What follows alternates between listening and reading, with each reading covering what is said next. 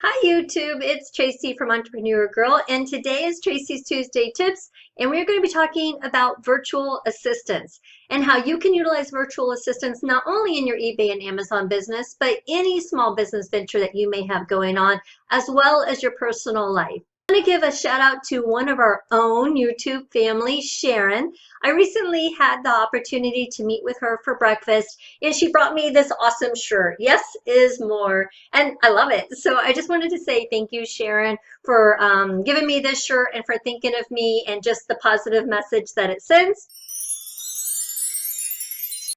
Virtual assistants. So outsourcing tedious tasks to virtual assistants has become kind of the buzzword recently. You read about it in certain books like the 4-Hour Work Week. You see it on YouTube videos. It's become quite the trend with e-commerce these days. And if you have a small eBay or Amazon business, you're probably wearing a lot of hats. You're probably creating listings, sourcing products, doing customer service, processing orders, shipping the products. Plus you have all the accounting and the inventory and just all the tedious tasks that comes with it.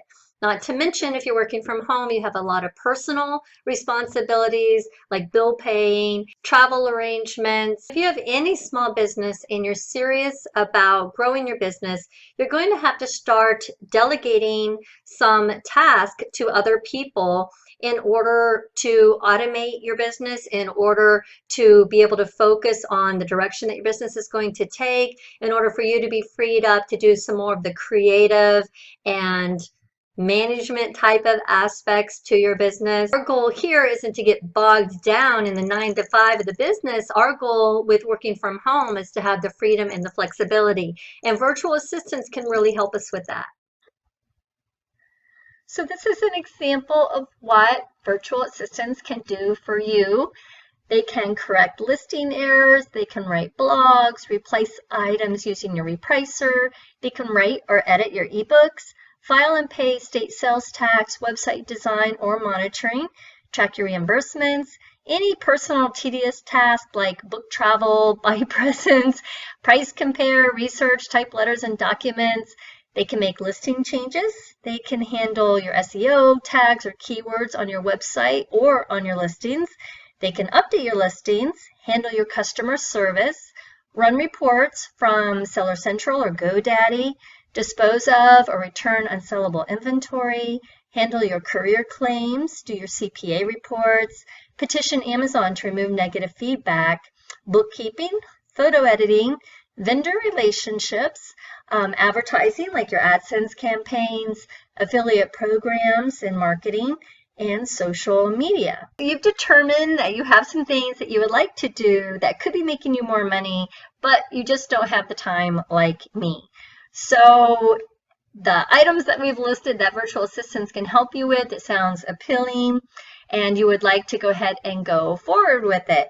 Well, a virtual assistant can be one person, but it can also sometimes be a company like this one. And this is AskSunday.com. And they are actually a collection of people with different skills. And typically you're assigned a team leader who's familiar with you and your business and what your needs are. And that a person will assign and coordinate your task. Other options, if you want to try to get a virtual assistant, is Second Office. And here you can hire top talent from the Philippines. And what I ended up going with was Upwork. And this was actually a site I read from the 4-Hour Work Week. I posted a job, and then I got all of these responses from people that were interested and working for the job that I had posted. And some of them were by the job. You can see $300, $400, $50, but some of them were by the hour. And you'll see some of these as we scroll down, but there were, it varies from $8, $15, there's $7. The one I ended up with, $3.33 from India, which is totally unheard of here in the States. And this is all new for us, so I'm not saying that this person is the person to hire or anything. This is just, I went with a few and I'm testing them all out. And you can see that I asked for examples of completed work and for them to write an introduction of themselves, so that way I can, check their English grammar, I can see work that they have done, and I could try to make a good decision before we even got started, because there are pros and cons to using these types of programs. And of course, the pros that I'm seeing already is it's so inexpensive. And I like that when I'm working with them during the daytime hours here, I can write out exactly what I want to be done. I can include, these visualizations here. And then I go to sleep. And then when I wake up, because of the time difference, he's pretty much done everything that I've asked to do. And so I just feel like I'm kind of getting double the work done every day. And of course, the pay is good. I like that they have really good work ethic.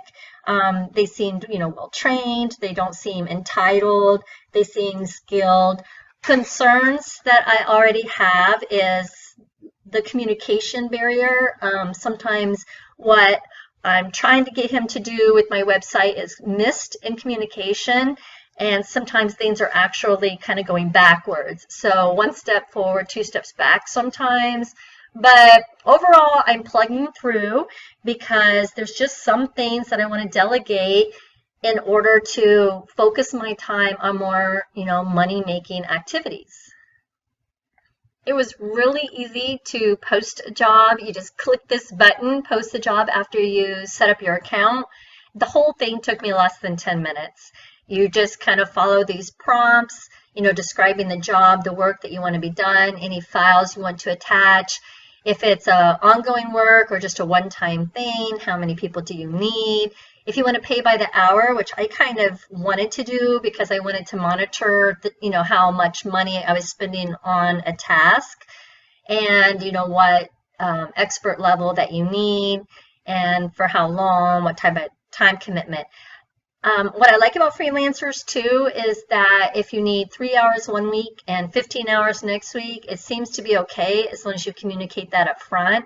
I don't have to hire someone full time if I'm not ready to do that yet. And so I found this to be really easy to use, user-friendly. And for me, who had never worked with the VA all by myself, I've done so in the past through other people. But to hire several for myself to work with on my own things, this was a new experience for me. And so far, it's been a good one. Two other places that you can find a virtual assistant is Smartsheet. And they have a list of virtual assistants, and you can scroll down and get to their main website and their contact information. So there's a lot here.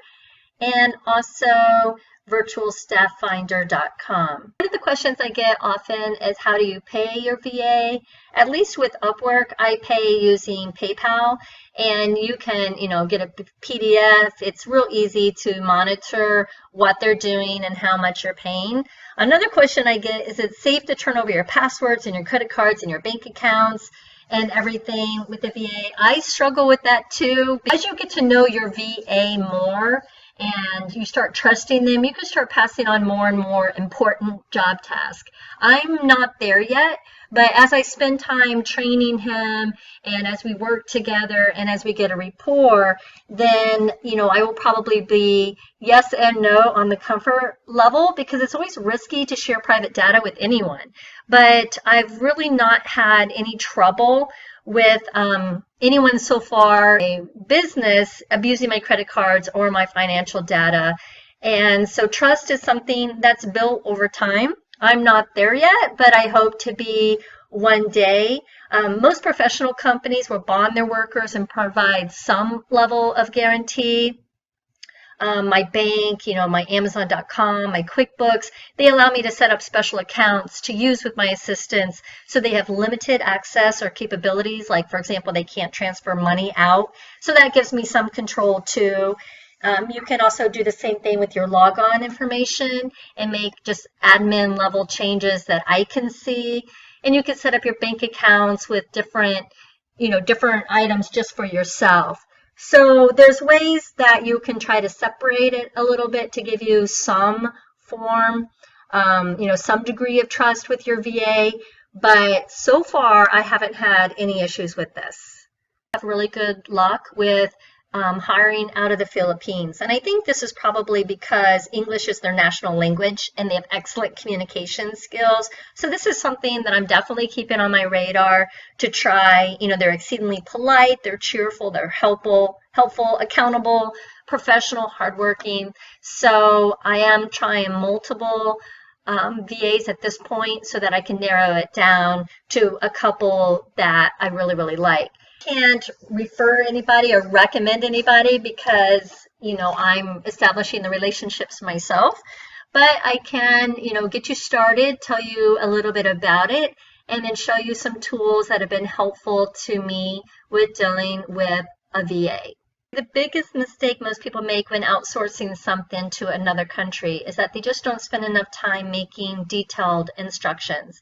And you have to realize that a virtual assistant is not only from a different country in most cases, but they don't know your business, they don't know you, and things are lost in the translation. So the more data that you can give them, the better results that you're going to get back. So some of the tools of the trade would be timedoctor.com.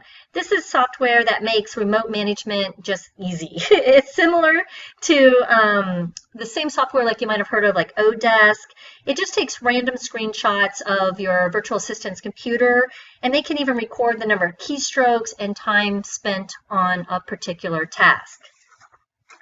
Then you have Techsmith. Now, Techsmith has both Snagit and Zine, which you probably heard of a little bit, but it's basically, both of those are video capturing software. Just one allows you to capture longer videos than the other one.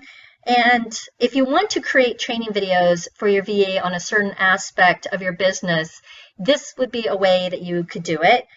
You know that I also use Screencast-O-Matic, so that would be another example. But you can have certain processes, certain market research, if you want to teach them how to list an item on your Amazon account. These are all ways, that you can do it. And by creating videos, they can always, be trained at the moment, but then they can refer back to them in the future.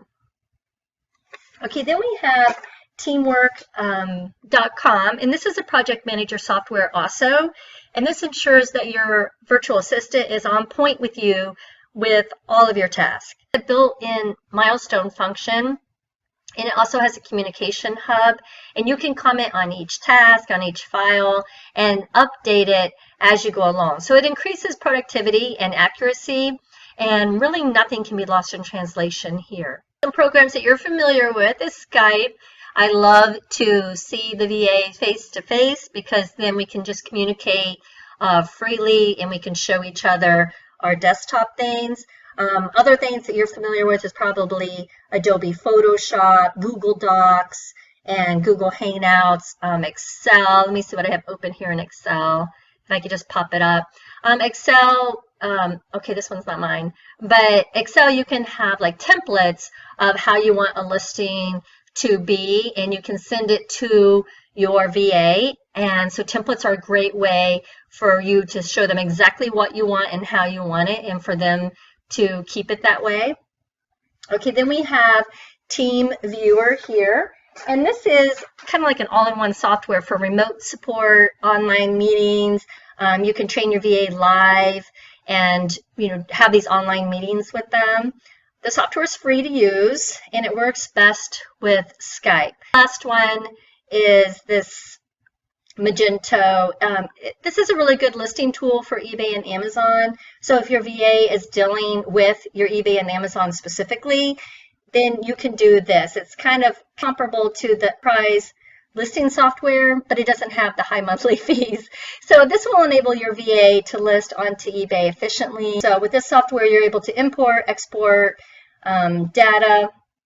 It's open source, it's free, and so this might be a tool that you're interested in using. So hopefully this will get you started on the road to utilizing VAs. I hope some of it was helpful. Today's video was really helpful to you. I hope that you will start to consider utilizing virtual assistants. And until next video, Bye, guys.